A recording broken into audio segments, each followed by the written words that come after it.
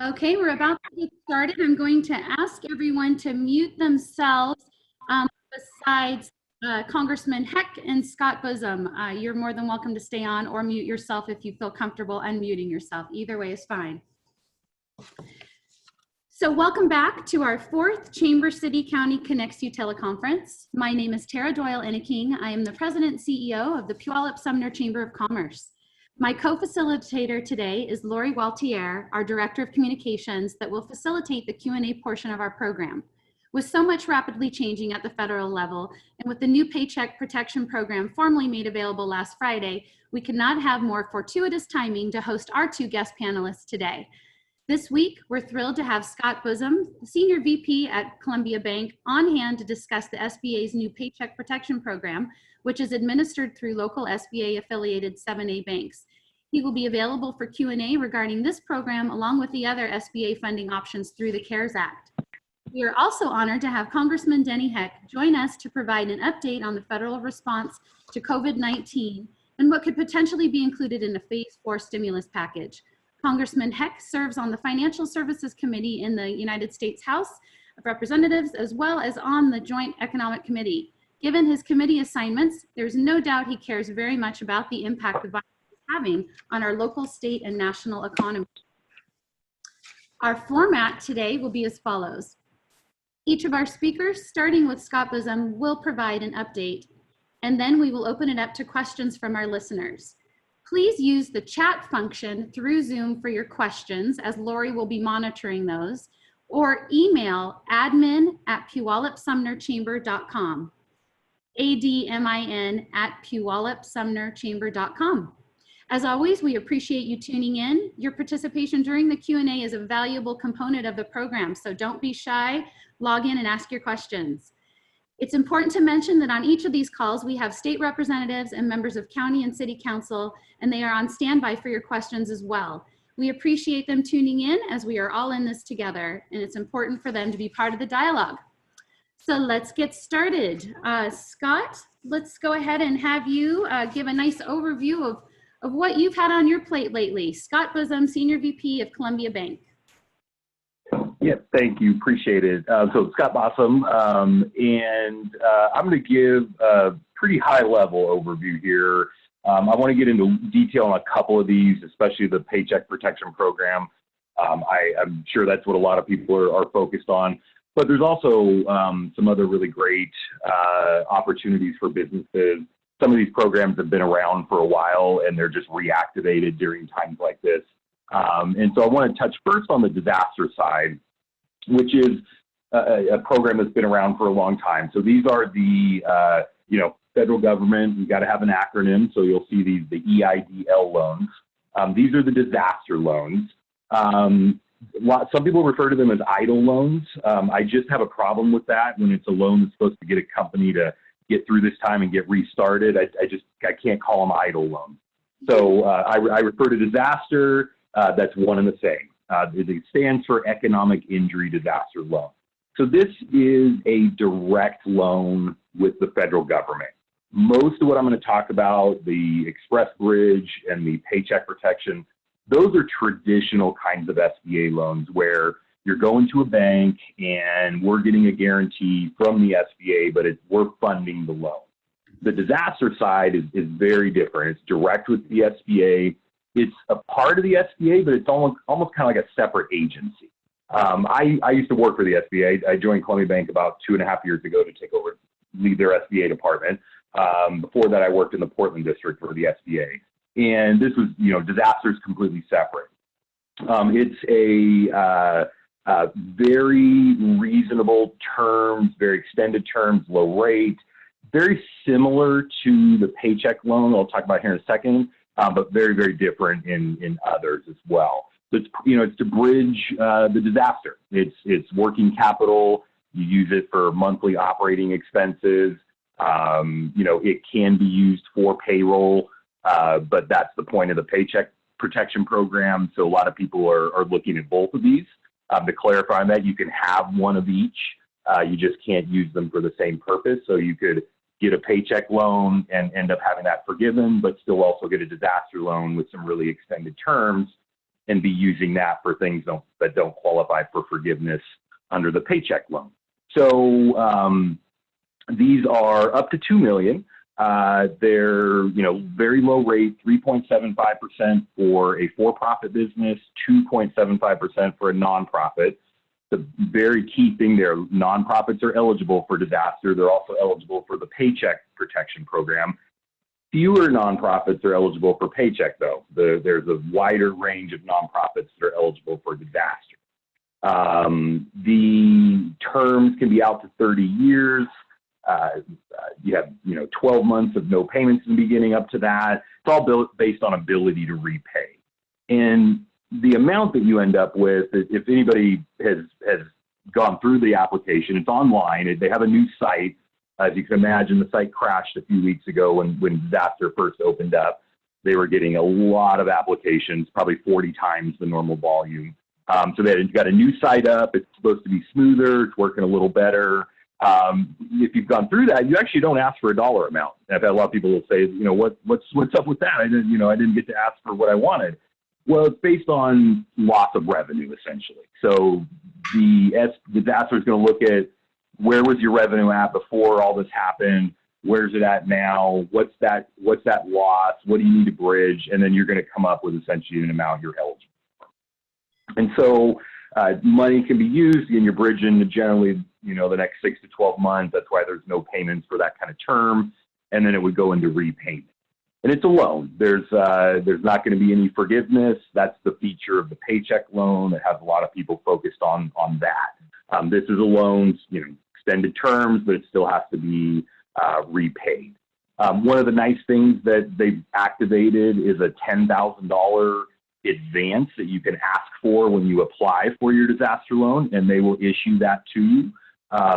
It doesn't automatically turn into a grant, but if you don't take your disaster loan or something happens with qualifying there, you don't have to pay that back. It might roll into your paycheck loan. So there's some ties there. If you end up getting the advance and then you get a paycheck loan, it gets accounted for there in part. So just wanted to note that. But that's another kind of neat feature with the disaster program is that advance you can get right up front. So that's kind of high level there, disaster, direct with the SBA, and really extended terms, great opportunity there to find capital that help you bridge. Related to the disaster, one of the other things that you can do, and this is a little narrower because you have to be with a bank that is an SBA lender currently. There's an express bridge loan program. It's up to $25,000. It's kind of similar to the advance in some ways in that they're just trying to get money to you as quick as possible. So if you bank with an SBA lender and you apply for disaster, you can then go to that SBA lender if they're participating in this program. That's the other thing that has to apply. But they can do a very quick $25,000 express loan. That's a very, very easy processing. We do a lot of these size express loans anyways. And then that loan ultimately, if the disaster comes, it would roll into it. If you don't get the disaster, you still have to repay it. But again, it's just quicker access, as quick as SBA can, to facilitate getting capital in the hands of the business to help you bridge this time. So that's tied, again, to your disaster. You cannot get that $25,000 express bridge loan if you have not applied for your disaster loan. And then one of the other things that came out of the CARES Act, before I get into the paycheck loan, is this actually is a tremendous benefit. It was literally a footnote in some of the summaries that were coming out when the CARES Act was passed. It was buried in there, and there's a payment subsidy essentially that's happening with SBA. So if any of you had an SBA 7A, 504, or microloan outstanding before February 15th, I believe is the date, but essentially before all this happened, the payments on that loan will be made by SBA for 6 months. It starts in April, We haven't actually gotten the full guidance from SBA on how they're going to make the payments on the 7A loans. The 504 loans have already been made. So if any of you have a 504 actually has 2 loans on it. The SBA part's called the debenture. So those payments are getting made. So and they're not deferrals. These are the payment is being made on your behalf. So it's not like you're going to accrue interest and this is going to get tacked on. This is just going to be made on your behalf. In addition, any loan we do, new SBA loan under the normal 7A program, not the paycheck program, any loan we do would be paid for 6 months as well going forward, any loan until September 30th that we do. So tremendous opportunity just, for people to have extension. We've already deferred payments for a lot of people for 6 months, and then this 6 months will start after that. So people have 12 months or 6 months of a deferral and then 6 months of the payments being made, which is also just a great benefit. So the last program I want to just touch on, the Paycheck Protection. This is the loan that can be forgiven. It's all tied to payroll. You are going to look at your average monthly payroll over the last 12 months. Doesn't have to be 2019. You can use a different rolling 12-month period, March 19 to February 20. There's some provisions for seasonal. People have seasonal employees as well. But essentially, you're looking at your average monthly payroll over the year, and then you're multiplying that by 2.5, and that's what you're eligible for. So the payroll costs include benefits, they include retirement, healthcare, all that stuff paid rolls into that number. And then this money is used from the time you get the loan over an 8-week period, as long as you're using at least 75% or more on payroll, and then you can use up to 25% for utilities, rent, the 2 primary, but also like mortgage on an interest on a mortgage that you have where the business is housed would count as well. That can only be, those non-payroll can only be 25% though of what you spend. So you have to make sure you're tracking that, you're spending 75% on payroll. As long as you do that, and you're getting people back on payroll and you're maintaining your level of employment going forward, then that loan would be forgiven. That money you spend over that 8 weeks plus all the interest that accrues would be forgiven. So it's just a really neat program. It's had, as I mentioned, it's had a poor rollout just with how they rushed it. We want to get this open definitely, but it's been rushed. Unfortunately, I wish they would have opened apps tomorrow. They opened them last Friday, and you had a lot of banks that weren't ready, and just not a lot of time to get in front of it. It's starting to roll better the last day or so. We took roughly 7,000 or 8,000 applications in the course of about 24 hours. We have actually had to stop applications because of just the sheer size. We will probably lend out $1.5 billion under the program just with this first wave. And so it's just a tremendous amount of dollars that are flowing through to businesses because the impact, you have so many companies that would never be eligible for SBA. They've opened that up quite a bit for the paycheck loan. Lot more businesses qualify for this, and because a lot of businesses that maybe never had to look at SBA have been severely impacted. The hotel, restaurant industry is huge. The dental industry has a lot of SBA, a lot of SBA lending there. So just a extensive impact. So they're actually talking. This is a $350 billion program right now. They are, and maybe Denny can give some update on this here. They're talking about adding $250 billion to this program alone to bring it up to $600 billion. And there's talk that might not even be enough to meet the need of what's out there. So I will stop there, and we will. I don't know if we have questions now. We're taking that at the end, but I'll turn it back over to you, Tara. Yeah, we are going to reserve the questions for the end. I do have a couple of just quick follow-ups that kind of keep popping up if you don't mind me asking really quickly. I do see a couple questions starting to arrive in chat, but do please use this time to ask your questions, and we will be sure to get back to them at the end of the program. So first of all, we have a business owner this morning that was on our kind of wake up virtual networking event we did this morning.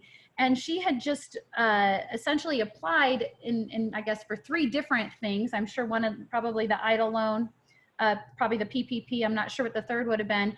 But what types of criteria just flat out disqualify you? She was really frustrated, saying she, for whatever reason, couldn't get through it, didn't get through it, and had also, her banker is with Columbia Bank. And so I know started the process much earlier on. It is much easier now, but without a lot of details, she felt just none of this is going to work for her. And I'm just curious under what scenarios that would take place.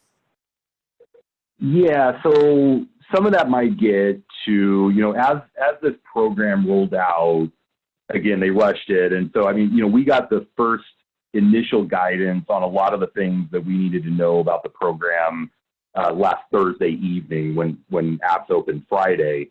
And then there's been frequently asked questions, which is additional interpretation that have come out this week as we've gone along.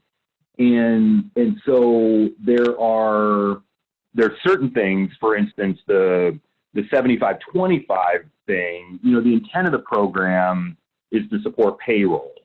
So, but they didn't have that threshold in there originally. So there were some people that were looking at this program and saying, okay, I don't have a lot of employees. I don't pay a lot of wages. I pay myself a wage. That would count. An owner wage is okay. You pay yourself a W-2. But they were looking at it saying, okay, well, I could get forgiveness on utilities as well and rent, so that would still help me. And then they layered in the 75-25, which again, I understand why. The point of the program is supporting payroll, but it just right there carved out of businesses that don't have a lot of employees, don't pay a lot of wages. The Paycheck Protection Program really doesn't fit. That kind of scenario should focus on disaster. There was a lot of confusion around 1099. A lot of people that use 1099 contractors, those payments don't qualify because the 1099 contractor is also eligible to get a paycheck loan. So I will absolutely, it's been an extremely frustrating week to be an SBA lender. We've been trying to put up a program while we're being told how to put the program up. And we're trying to make educated decisions, and we find different things out. So I don't know exactly the specifics of that scenario, what the confusion. That's the other kind of thing with this, is there's some nuances in this program, but it is made to be a very, the onus is on the borrower, the applicant, to certify a lot of really specific things. For instance, that I'm only going to use it, 25% on non-payroll, or, that you're under this, the size standards, and there's a lot of nuances there. So there's guidance that we can provide, certainly. But the rushing and not, we were just trying to get our app up, and that was the frustration with a lot of businesses too, as they were hearing that apps had opened on Friday and thinking money's going to run out and wanting to get in line. And, it was just a very confusing scenario for us. So especially for businesses to try and navigate what's going on. So whoever that individual was asked a question, be happy to get my contact info. I'd be happy to talk with them offline about their situation specifically. And I think someone answered the 1099 independent contractor question. We certainly have a number of folks under that category that are a little confused as to what they do qualify for. Yeah, I was thinking about that one today, because the flip side is, if you're a 1099, if you're a business that you receive a lot of 1099 payments, you probably yourself don't have a lot of employees. So I understand the reason that they say it doesn't count for the business that pays the 1099 contractor. You can't count that as payroll because that 1099 contractor is eligible. Well, on the flip side, the 1099 contractor, in most cases, they don't have employees, so they're not going to go get a loan. So now you've actually impacted in a roundabout way that business that really should be able to take that credit. If that 1099 contractor is not going to get a loan, they should be able to count it. There's no provision for that, though. Right. And then I guess the last part of it has a little bit to do with the banks that are SBA affiliates. What and how are they? Is it determined bank to bank on how much each are able to process? I mean, is there a threshold? And why have some banks already sort of had to shut down their contracts? What do you know what the decision making behind any of that was? So there wasn't a limit on what each bank could do, but what's happened is because of just the interest from existing clients, we're going to potentially do $1.5 billion. And for a bank our size, that's an insane amount of capital to deploy. So even though you've got 100% guarantees, it still, eats into your capital as an institution and affects it. So you can only go so far. You can't just, if we took another 5,000, 6,000 apps and we're at 3 billion, we couldn't do that. So that's why you're seeing, and for instance, Wells Fargo, they have asset growth limitations anyway. The regulator said you can't do more than 10 billion as an institution. So there were some of that. That's the main one that I've seen. Obviously, Wells being a larger bank, but you just have every bank, and then think about small community banks. If you're a $500 million bank or less, you're going to still get a ton of interest on this program. You might be looking at needing to lend out 100 or 150 million, and that's going to be a huge number, for that kind of size bank. But you want to be able to help everybody, that you can, and that's just been the interest in the need is out, pacing what the banks can reasonably do and reasonably deploy capital-wise. So you're seeing there's more fintech lenders that have joined in the last 24 hours. So these are like Cabbage, Lendio, Funding Circle. They're all coming online with lending platforms and an online application for the program, so that non-bank lenders that aren't going to have the non-client requirement. There's a lot more opportunity there that's coming online. Great. All right. Well, thank you. We're going to get back to some more questions there. So Scott Bossom, I apologize for not saying correctly earlier. No, you're fine. You're fine. All right. So let's turn it over next to Congressman Denny Heck. Welcome, Denny. Thank you, Tara. Can you all hear me? We sure can. Thank you. I appreciate the opportunity to be here today. I especially appreciate the opportunity to listen to Scott, who is one of the foremost experts on this anywhere in the region, especially given his personal background at the SBA. Thank you, Scott, very much. Very enlightening. I'm not here to represent myself as an accountant or a lawyer with specific and cross T and dotted I expertise on these programs. I thought what I would do is take you back up to the 30 and 40,000 foot level and give you the overview. Scott was talking mostly about the challenges associated with implementation of the CARES Act, especially the SBA related programs. Just want to remind everybody that 2.2 trillion unprecedented size stimulus package was passed in 2 weeks, and it has a lot of challenges associated with it. When we began that journey, I adopted for myself 3 objectives: that we would do whatever we did fast because help was needed fast, that whatever we did, it would be big and bold because this problem is big and it's getting bigger. As you all know, the number of applications for unemployment, both last week and the week before, each week, were 10 times higher than the highest week during the Great Recession. We have a big problem here, and it requires a big solution. And thirdly, that we would, to the degree practicable, use existing channels of distribution. That's why for the SBA, we wanted to partner with the banks, the 7A banks, so that we could get as many minds and hands at work getting this money out there. But all that said and done, anytime you try to push $350 billion, the size of the SBA assistance, that quickly through a system, there are going to be a lot of challenges.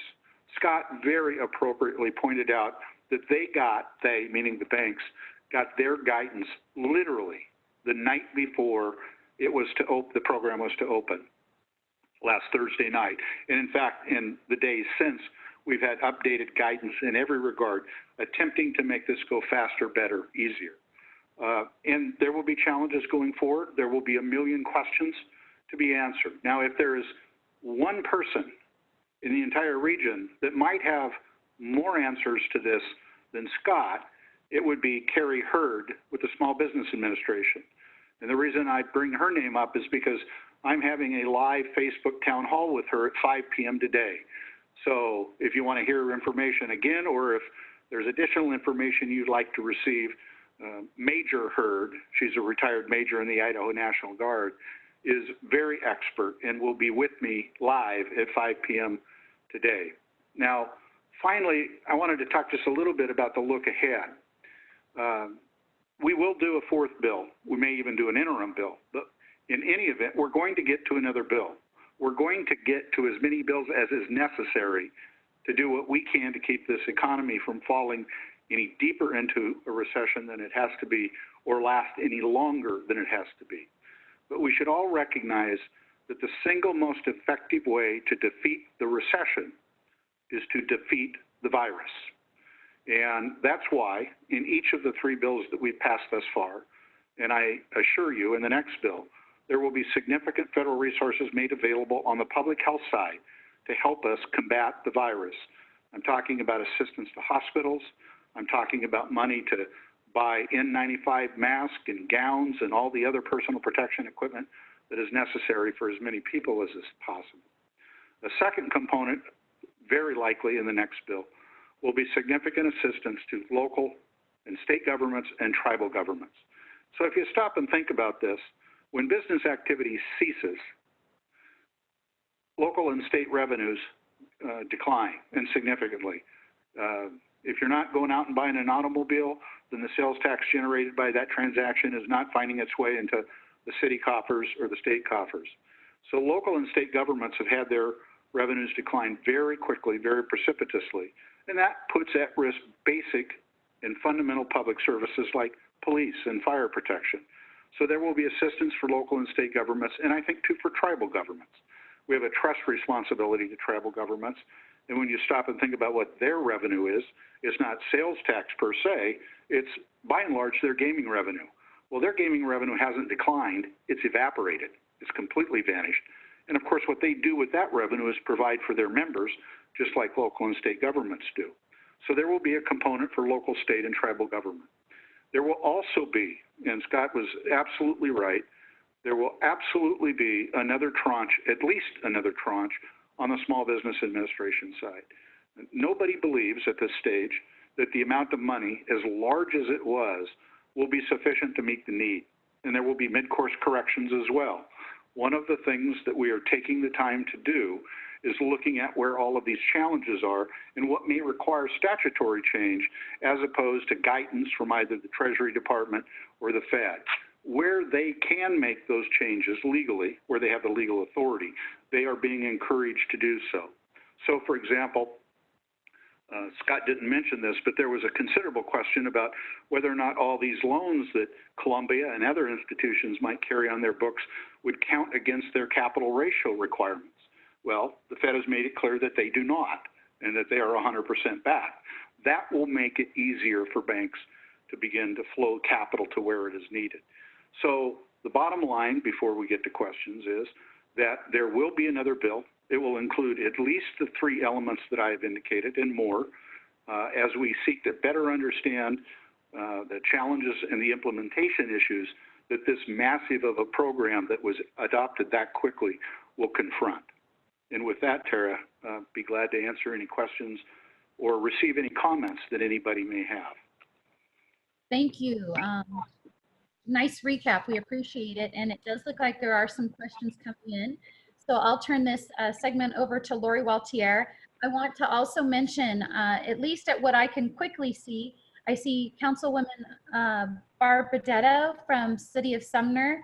I see Ryan Windish on board at City of Sumner, the city planner. Also Betty Capistani from the Pierce County Economic Development, Councilwoman Cynthia Jacobson, County Councilman Marty Campbell. So I want to mention all of those because you'll certainly, I'm sure, have questions for these two, but they also wanted me to let you know they are, they're available too if you have any questions of your city or county. So I'll give this to Lori. Thank you, Tara, and thank you for doing that. I was making note of who was on the call myself. I also saw Aaron Hollenberg from Senator Zeiger's office is on with us too.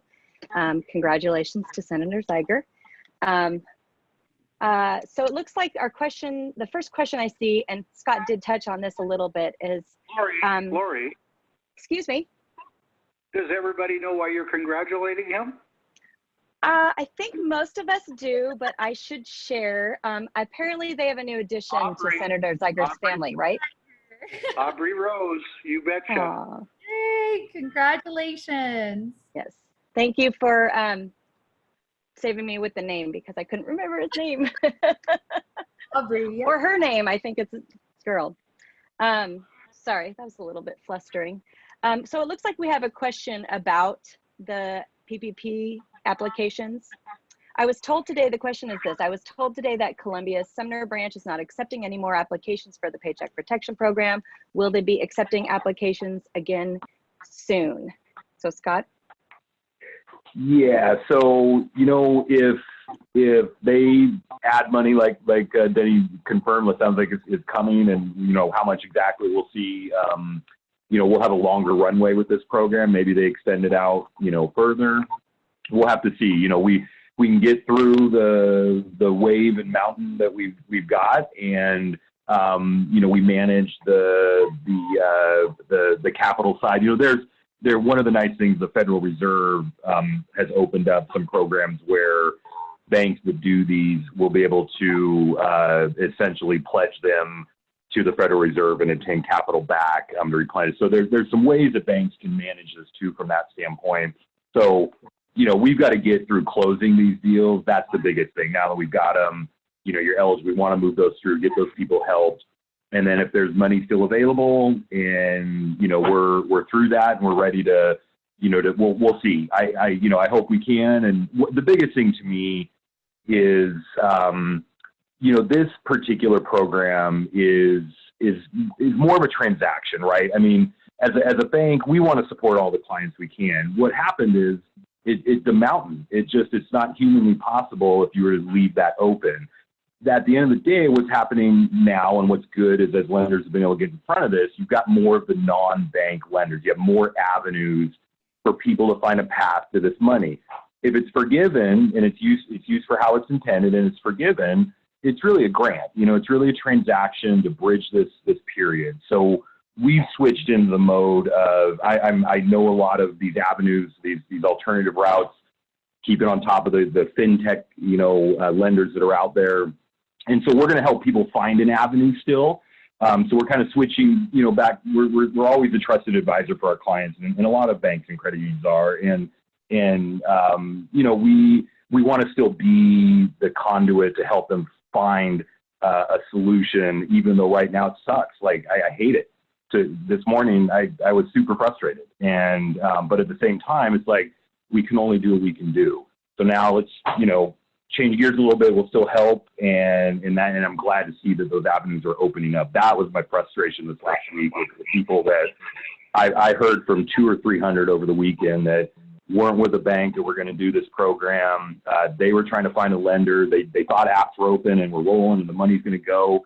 And I just really felt for all those people in that situation, and we'd give them a little direction, and so they could at least kind of try and find these paths. But that's smoothing out a little bit. And at the end of the day, if everybody gets helped and we give people that are eligible for this program a path to the money, and everybody gets helped, then that's great. It's if that breaks down and we run out of money and people haven't been helped. That's where my concern comes in. So hopefully this pans out, and we are going to help a lot of people. So that's the good thing, and it is really starting to roll.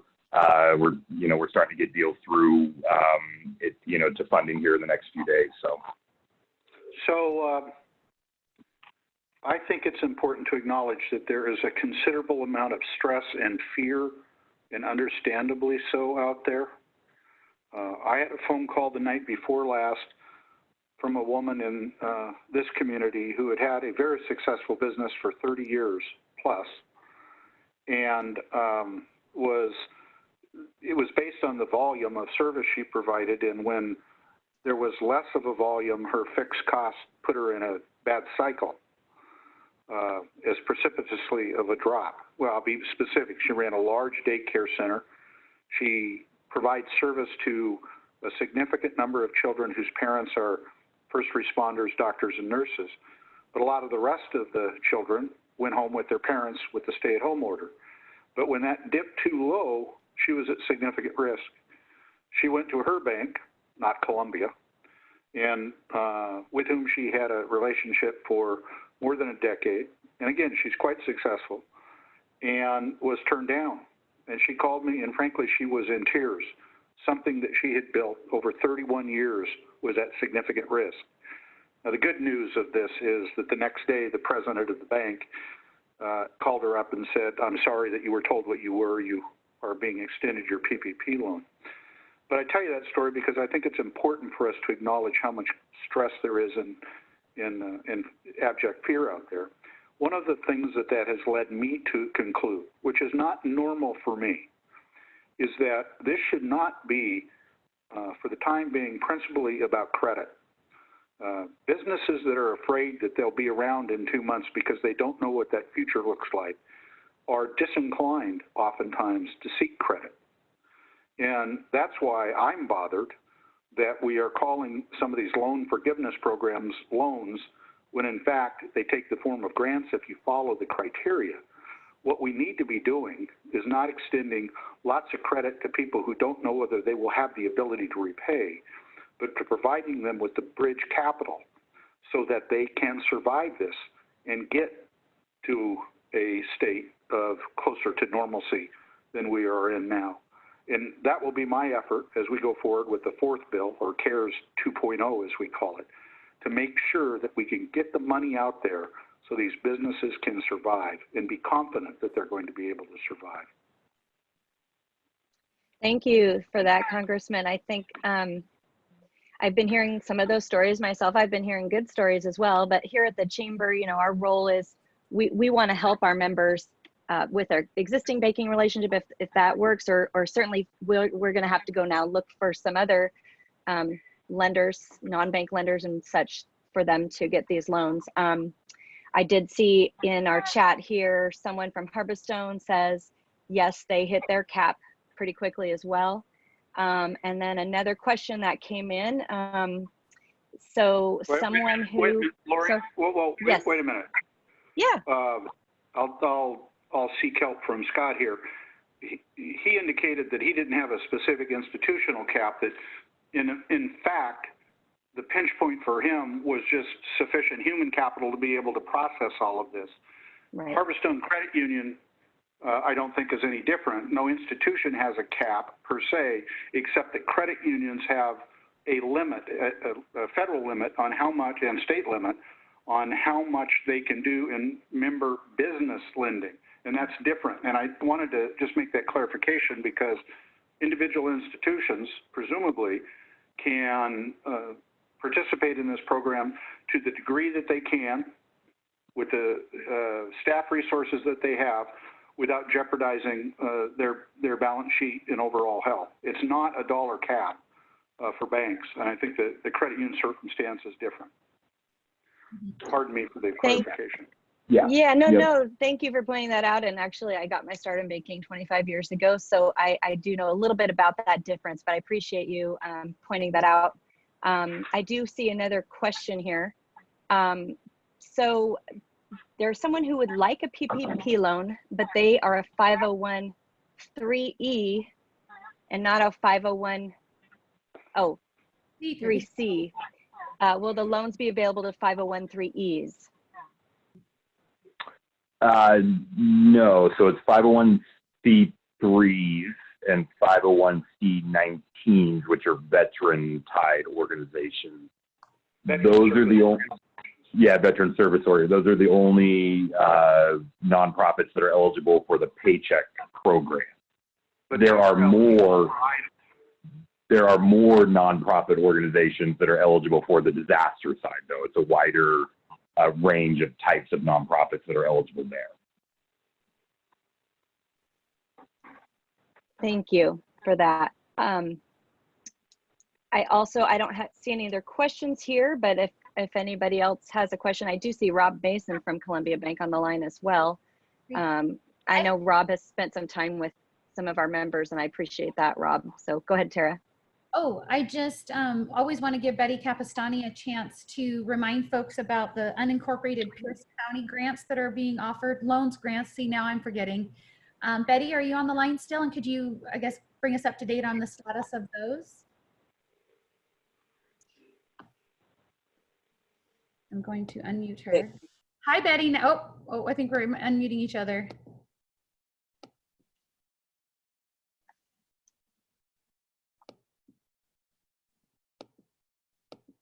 Betty, we can't hear you. Do you want to unmute? I was trying to do it. There we go. Sorry, I missed your question. My apologies. No, it's just that time. It's time to get our county update, and just again, kind of going back to, we have different listeners, different week in and week out. So I would hate for anyone to miss the opportunity for unincorporated Pierce County funds, and just didn't know what the status looked like on that. Could you give everyone an update? The status is we're still accepting loans for our small business relief program. So we have quite a few that have come in, but we still have capacity. So if you know anyone in the unincorporated area, please let them know. The requirements are a small business, 10 employees or less. We do that on FTEs. So you may have more than, you may have 14 employees, but some of those are part-time that could qualify. Been in business for a year, and in unincorporated Pierce County, and showing your COVID impacts. And you also, I believe, have 2 or 3 council members on the line. So Councilmember Morrell might want to pop in, and I believe Councilmember Campbell's on. I'm not sure if Councilmember Roach is on.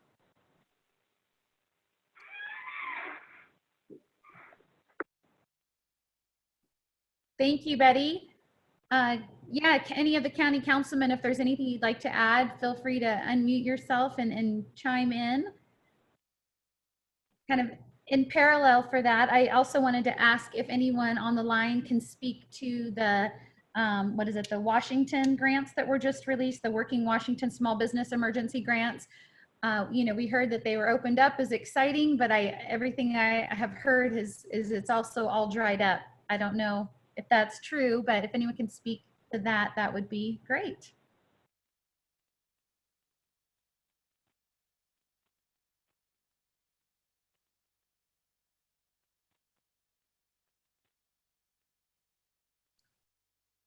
All right. I'm not have anyone who can speak to that.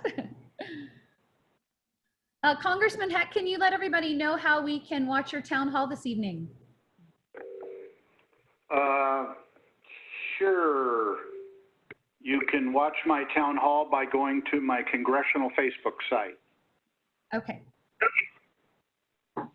You say hi to Carrie. Say hi to Carrie for me, Denny. I bet you work with her a bunch, right, Scott?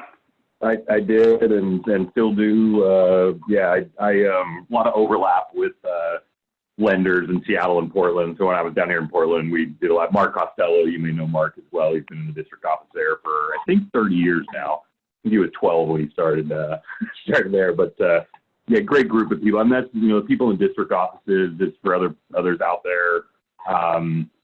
They're trying hard as well, and just trying to get information out and resources. And they're hearing it as when we're hearing it as lenders. I used to joke when I was in the district office, most times I'd find out about new stuff from lenders. So we're just all trying to keep us all in the loop. And so I'm sure that'll be some good updated info this evening. I'm confident that there will be information of value shared. I thought I might mention a couple, 3 other times if we're at a pause, Lori. I don't mean to interrupt the flow you had in mind. No, I do see a couple other questions, but go ahead and I'd love to hear what you have to say.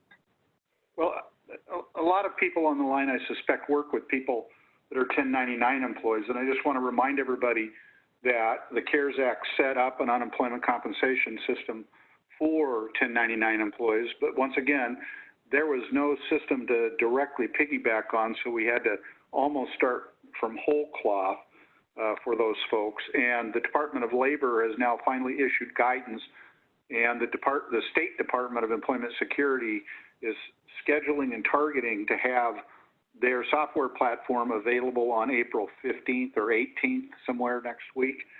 And checks would be received 2 weeks after that. If everything goes well, things don't obviously go well. This is pretty important because if you think about where the country has come just since the Great Recession and the growth of what we call the gig economy, there are way more 1099 people today than there were even 10 years ago in the last recession. Second thing I wanted to mention is, again, this is to reiterate, we won't win the economic war if we don't win the public health war. And so I just want to add my voice again and with stark clarity to the importance of us following the guidelines and socially distancing and washing our hands and coughing into our elbow and all those other things. Now wearing masks when you're in the presence of other people, even 6 feet away. We have to defeat the virus first, or we won't be able to recover the economy. Thirdly, I think on a somewhat optimistic note, as we get past mitigation, or maybe even in the tail end of mitigation, by which I mean all these massive congressional efforts to provide a shock system out here and assistance to businesses and individuals, we will turn our attention to the recovery. What we're doing now is mitigation. But at some point, we don't just want to halt the decline, we want to turn the slope upward of growth. And when we do that, I think we're going to undertake seriously for the first time since I've been in Congress, an effort at investing in infrastructure. For my dollar, and that from the American Society of Civil Engineers, this nation is woefully underinvested in infrastructure. And it is of all types. It's roads and bridges and mass transit and water systems and broadband and the electrical grid, and I could go on, and housing, I might add. And I think that we're going to seriously make a serious run at trying to get a bill together that would invest significantly in infrastructure. It's an opportunity, I hope, that is just a few months away from actually being able to be launched. There's no certainty of this. I am making a prediction about the trajectory that Congress is on, and based on the conversations I have with my colleagues and the interest in doing something like this, but stay tuned on that. Thank you, Congressman. So a couple quick questions. So it looks like if we can quickly answer when banks might be accepting additional loan applications for these programs, to any way to check status on any of the loans already applied for, the EIDL, the 10,000, the bridge. If you can, Scott, perhaps answer those. Yeah, for sure. So the one on the funding time frame for you've already submitted a paycheck loan, it'll depend. I say that a lot in the SBA world. So it's going to depend on what bank that was. How smaller community banks that maybe have 300 of these, give or take, they're going to be able to get through them, get to funding, probably within a few weeks, 2 to 3 weeks. Larger banks, more applications. I mean, we've got so we're feverish. I mean, we're throwing people into our loan ops group. I mean, we're working around the clock on that right now to just do as many as we can, push as many as we can through, and get these things to funding. The good thing is they're very easy. This, like Denny mentioned earlier, this is not a loan product. This is not a traditional credit product. We're not underwriting these loans. We're checking boxes. We're making sure numbers track. And that's about it. And then the documents are no guarantees, no collateral. So it's very, very straightforward. So we will be able to do them quickly. It's just the sheer number that's, the mountain to climb. But as quick as possible. As far as the status on disaster stuff, so the disaster loan or the $10,000, that I have heard is supposed to be issued within a week of that application. You actually put your bank information when you're submitting the application online. And so that should come fairly quickly after formal submission. So like, formally submit. And then the bridge loans, those are quick as well, so that you have to submit your disaster. And you can kind of look at this, at the same time. If you're looking at disaster, go to your bank. You need to make sure that they are an SBA lender, that they do these express. That's the only way you're going to do them, because one of the rules for that program is it has to be an existing client of the bank for us to issue one of those bridge loans. So that's a very important distinction there to look at. Normal disaster loan, probably need to email. There's a disaster customer service at SBA.gov. They used to have an online way to check under the old site that crashed, and then they got a new one up. I had heard that from somebody they couldn't figure out their status online anymore. So I'm not sure if that just isn't available. I would email, expect a little bit of a delay probably, but they should be able to clarify, where that's at. And, again, disaster is emergency funding. They want to get that money out as quick as possible. So I know they're trying to move through these. And I think in general, they've had some reduction in activity just with the focus on the paycheck side when that rolled out a week ago.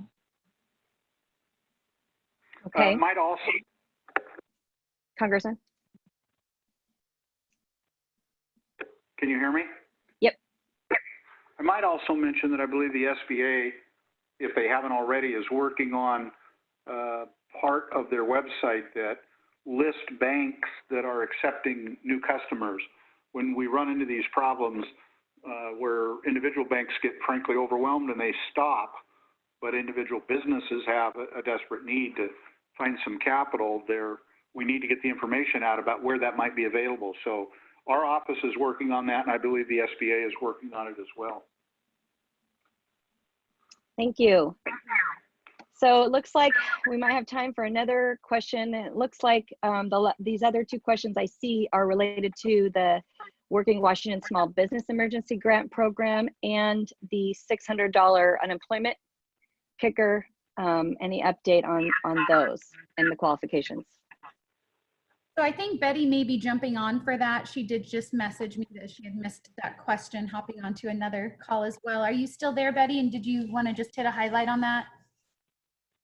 Actually, Tara, it's Gary Westcott. I can jump in on that for her. Pinch hitting, go for it, Gary. So the grant, the Working Washington Small Business Emergency Grant, is through the governor's order. It's $5 million in funds that are going to go out to the 39 counties in the state. Each county will submit it through the local ADO, which if you go onto the website, through the governor's website, there's an application section, and then on the side, there's a highlighted county, so you pick your county, and you submit it through that local ADO. In Tacoma Pierce County, it's the Economic Development Board. You go through there to qualify. The small business must have 10 or fewer FTEs. Also must be within be a year in operation. And the funds are for payroll and other operating expenses. And I believe those applications have to be in by Friday. They will, only about 36 will get funded, but they will put 145 recommendations from our county up to the governor's office, and the Department of Commerce will determine the funding. As of yesterday, they had over 1,000 applicants. And then if a company, sorry, another question just came in about that. If a company does business in multiple counties or has offices in multiple counties, what should they do for those applications? I don't know if that's in here. I know the way we've viewed ours is if you had brick and mortar, is where your physical location is going to be. And we only did one per common ownership. So I'm assuming it'll be the same thing for this program. That's all the programs are usually, it's only one common ownership, even though you have different jurisdictions that your physical business is in. So just pick the one that would be most appropriate, sounds like. And then yeah, about the unemployment, it looks like. the $600. I know maybe Yep. Congressman Heck can add on that. That's a federal stipend that's to become over the top of our state employment security monies. And I believe those are coming out next week, I guess, with the employment security was on last Wednesday with a call. And I think that's starting to roll out next week. And they'll automatically come, oh, sorry, go ahead, Congressman. No, I'm sorry, I didn't know you weren't done. Please finish. No, and they're saying that will automatically happen, so you don't have to submit any information for that. As long as you've received $1 on employment security, that $600 will automatically come on top of it and go to the recipient. Precisely. It's $600 a week increase for anybody that receives unemployment between April 5th and July 31st. And then the level will revert to the former amount unless we make a change in the law. But it's really important here to remind people that that's for people in the immediate filing for regular unemployment. The 1099s are a couple of weeks out. But it would be the same, thing. $600 a week on top of what they otherwise would have qualified for. I might also mention I have another Facebook Live town hall on Monday at 2 p.m. with Susie Levine, who is the Commissioner of the Employment Security, if you all would like to tune in at that time. Monday at 2 p.m. with Commissioner Susie Levine of Employment Security. Great. Real quickly here before we end, I wanted to kind of circle around to the cities and counties. So first of all, I know we have Meredith Neal, the Economic Development Manager for Puyallup on the line. And Meredith, do you have an update for us? Sure. I'll give you just a really quick update. So on Tuesday night, the Puyallup City Council met and were able to pass a few ordinances. One of them is that they passed an ordinance to waive late fees on city-owned utilities and also halting utility shutoffs. So that was a resolution that they were all in favor of. We also have a number of things that we're working on that are probably going to be on next week's. So one of them is a gambling tax deferral. We've been looking at all the different taxes and other fees that we collect, and that's one that we think can have a really tangible and immediate assistance, and that's any restaurants or bars that sell pull tabs.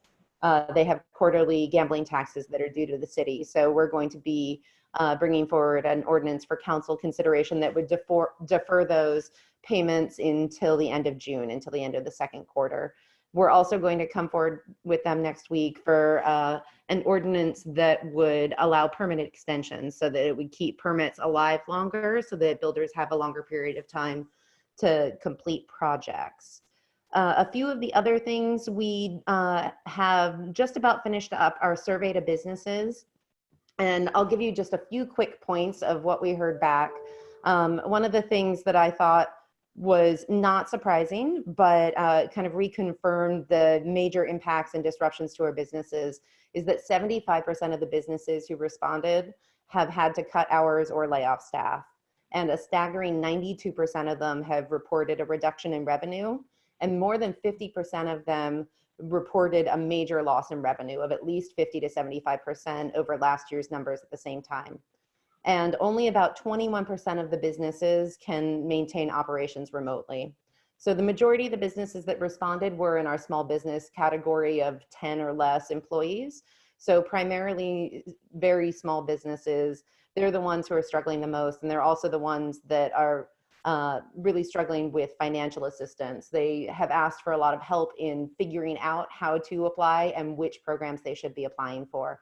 So I've been working on putting together resources with them, and I appreciate you at the Chamber and your partnership in helping get that information out, helping people apply for that.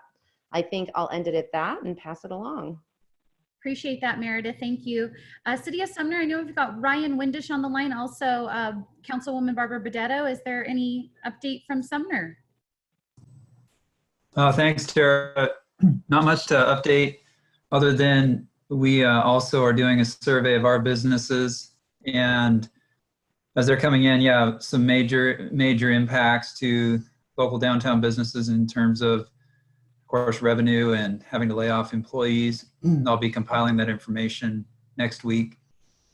We're also having weekly meetings now with the Sumner Downtown Promotions Association membership, meeting with them, finding out what their major concerns are, sharing ideas about how to be more prominent on social media and other things to keep bringing in the customers and keep that customer connection.